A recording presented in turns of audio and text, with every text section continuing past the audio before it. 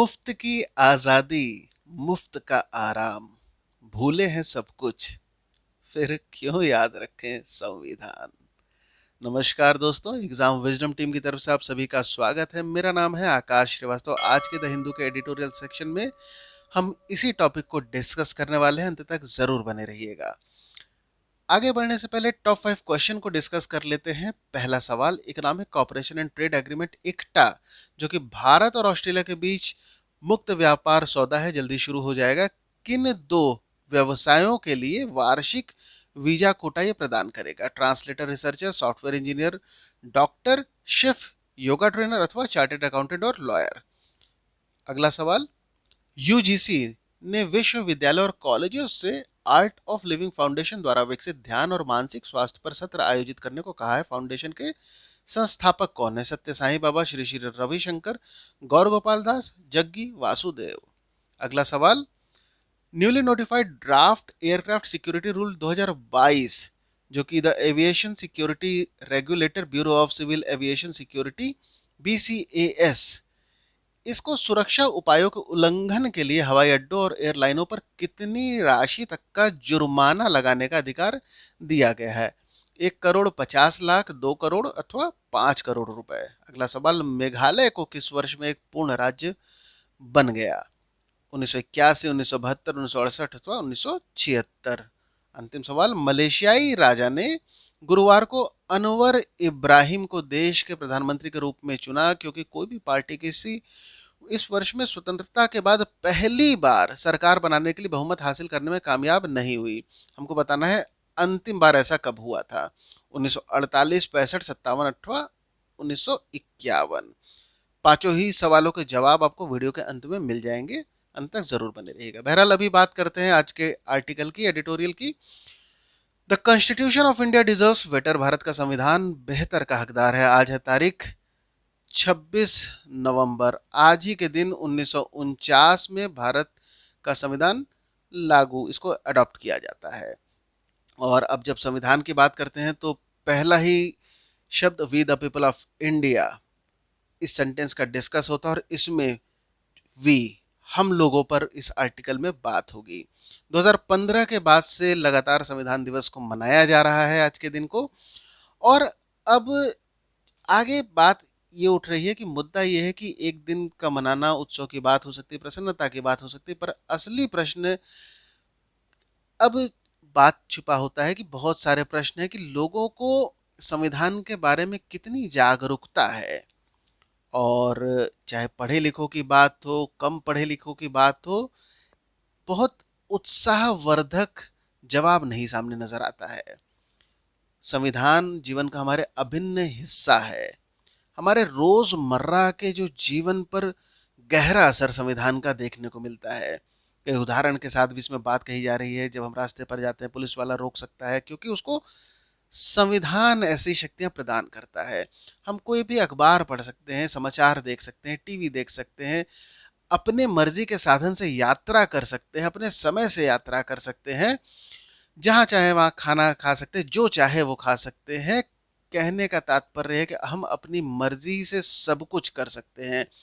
और बात आती है अपनी मर्जी से सब कुछ करने की स्वतंत्रता आखिर प्रदान किसने किया? तो शक्ति हमको मिलती है संविधान से, जिसने ये संभव किया जो हमारे मौलिक अधिकार हैं इसकी सुरक्षा सुनिश्चित हो सके। और आजादी के परवानों की जब बात करते हैं, उन्होंने सुनिश्चित किया था कि संविधान ऐसा हो जो कि जितनी भी बेड़ियां, जितनी भी मुश्किलें उन्होंने देखी है, आने वाली पीढ़ी उनसे मुक्त हो, स्वच्छ स्वतंत्र हवा में वो सांस ले सके, स्वतंत्रता के मायने को वो समझ सके, अपने मर्जी से जो भी करना चाहे देश के नागरिक को देश के भीतर करने के लिए स्वतंत्र हो। और ऐसे ही संविधान का निर्माण होता है, शक्तियां संविधान द्वारा प्रदत्त की जाती हैं। और जब संविधान बनता है तो सभी को बराबरी का दर्जा दिया जाता है, चाहे उसकी कोई भी caste, creed, colour, gender, education, सब कुछ को दरकिनार करते हुए देश के सभी नागरिकों को एक बराबरी का मंच संविधान प्रदान कर देता है। और आगे अब बात ये भी हो रही है कि कानून कितना भी बेहतर हो जाए, पर कानून की अपनी एक लिमिटेशन होती है। जब तक सामाजिक स्तर पर बदलाव नहीं आता, जब तक हमारी मानसिकता पर बदलाव नहीं आता, तब तक कहीं ना कहीं ये बराबरी व्यवहारिक तौर पर पूर्ण नहीं हो पाएगी। और अब बात आ रही है कि आने वाली जो नस्लें हैं उन तक ये शिक्षा तभी पहुंचेगी जब आज हम प्रयास करेंगे अपने बच्चों में संविधान के प्रति संवेदना, जागरूकता डालने की। और इसकी शुरुआत बड़े कदमों से नहीं, छोटी छोटी चीजों से होगी, रोजमर्रा की चीजों से होगी। जब बच्चा स्कूल जाएगा तो अपने सहपाठियों के साथ उसको कैसा व्यवहार करना है, इसकी शिक्षा से ये बातें शुरू हो सकती हैं। और आगे ये बात कही जा रही है कि जिस तरीके से आज के समय में ये भी बहुत मुश्किल हो गया है कि एक तरफ तो जब धार्मिक पुस्तकों की बात आती है तो उनको बहुत सम्मान के साथ लोग घरों में रखते हैं, सम्मान देते हैं, किंतु क्या संविधान को वैसे सम्मान का अधिकार नहीं है? कितने लोग ऐसे हैं जो संविधान के प्रति को अपने घर में रखते होंगे? वकीलों की बातों को छोड़ दिया जाए, वकीलों के घरों को इसमें छोड़ दिया जाए। ज्यादातर लोग संविधान में क्या लिखा गया उस बात से भी अनभिज्ञ हैं। कुछ जानते भी हैं तो फंडामेंटल राइट, मौलिक अधिकारों से तो वो वाकिफ हैं, किंतु जब बात आती है मौलिक कर्तव्यों की, तब उससे लोग अनभिज्ञ नजर आते हैं।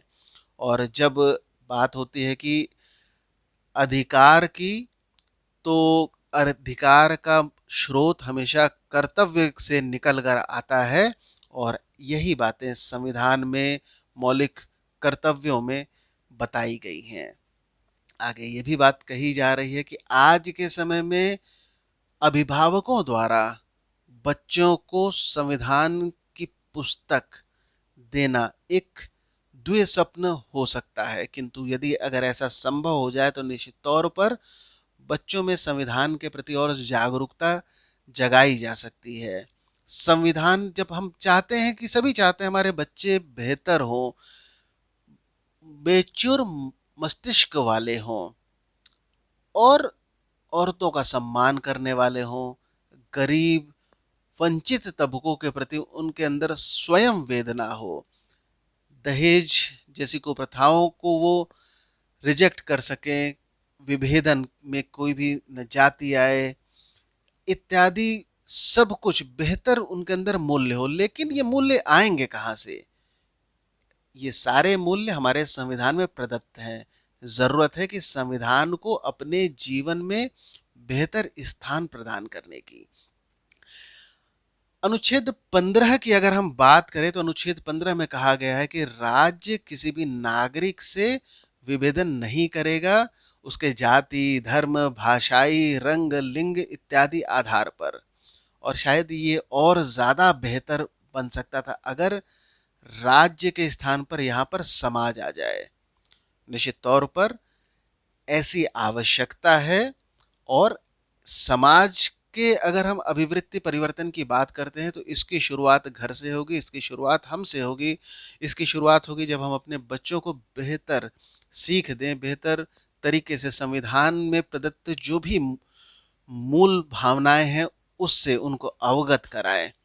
और साथ साथ में जिस तरीके से आज के समय में स्कूल लेवल पे ज़रूरत है कि संविधान को और बेहतर तरीके से बच्चों के बीच में लोकप्रिय बनाने की, हमारे जो एजुकेशन सिस्टम है उसमें संविधान को जो महत्व मिलना चाहिए वो प्रदान करने की आवश्यकता है। जिस तरीके से हमारे सोसाइटी में वसुधैव कुटुंबकम की बात कही जाती है, जिसका मतलब होता है कि पूरी मानवता एक वृहद परिवार के हिस्से के रूप में हम देखेंगे और सभी को हम समान दृष्टि से देखेंगे। और जब ज़रूरत होती है कि जो बदलाव हम देखना चाहते हैं दुनिया में उसकी शुरुआत खुद से करनी होगी। हर भारतीयों में अपने को उन बंधुत्व की भावना से दूसरे लोगों को देखना होगा। और ये सब भावनाएं तभी हमारे अंदर जाग पाएंगी जब हम संविधान को रिफर करने की हिम्मत करें, संविधान को लें, संविधान को पलटें, संविधान में क्या बातें लिखी उसको जानने का प्रयास करें। और ये सब तभी संभव है जब संविधान की प्रति हम खरीदें। और आज के दौर में बात करते हैं संविधान की प्रति की, तो पिक्चर देखने का एक टिकट जितने में मिलता है उससे काफी कम में संविधान हमको प्राप्त हो सकता है। जरूरत है जागरूकता बढ़ाने की, संवेदनशीलता बढ़ाने की, संविधान में निहित जो मूल्य हैं उनको अपने जीवन में और ज्यादा व्यवहारिक देने की। दोस्तों अब बात करते हैं प्रश्नों की।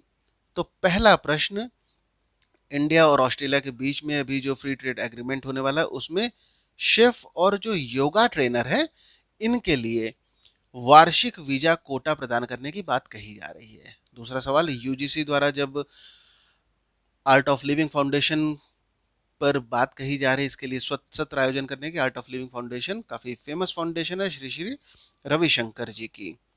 और इसके अलावा अभी जो ड्राफ्ट एयरक्राफ्ट सिक्योरिटी रूल्स है उसमें जब बात आएगी फाइन की तो 1 करोड़ तक के फाइन लगाने का प्रावधान किया गया है। मेघालय की बात करते हैं, 1972 में पूर्ण राज्य बनता है और अभी मलेशिया में चुनाव होते हैं, किसी को भी बहुमत नहीं मिलता है। ऐसे में मलेशियाई राजा द्वारा अनवर इब्राहिम को देश का प्रधानमंत्री के रूप में चुना जाता है और अंतिम बार ऐसा 1957 में हुआ था। दोस्तों आज के हिंदू के एडिटोरियल आर्टिकल में इतना ही। अंत तक बने रहने के लिए धन्यवाद।